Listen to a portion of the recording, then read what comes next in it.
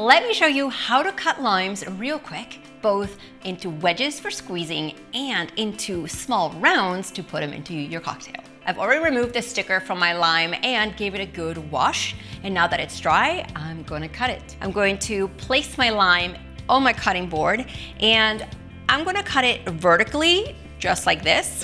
And now this first half, I'm going to cut into wedges. So I'm going to place it face down like that. Thicker wedges are about 1/3 of your lime. So let's just give this a quick slice. Limes also have this middle vein, which you can keep if you don't care.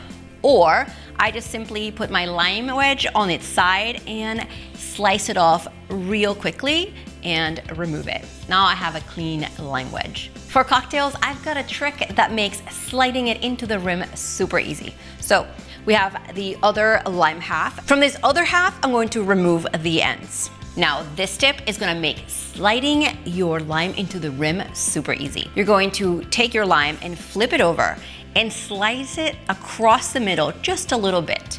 And then flip it back down. And now we're gonna slice it into half moons. Now here you'd slice them as thick or thin as you like for your rim glass. Now check it out. This tiny opening makes this super easy. And just like that, you have sliced limes for cocktails or a nice wedge that you can squeeze over your foods. By the way, I'm Laura Fuentes, and on my channel, I share all the kitchen skills that moms just know. Real life recipes and the very best pancakes. Subscribe for more. See you next time.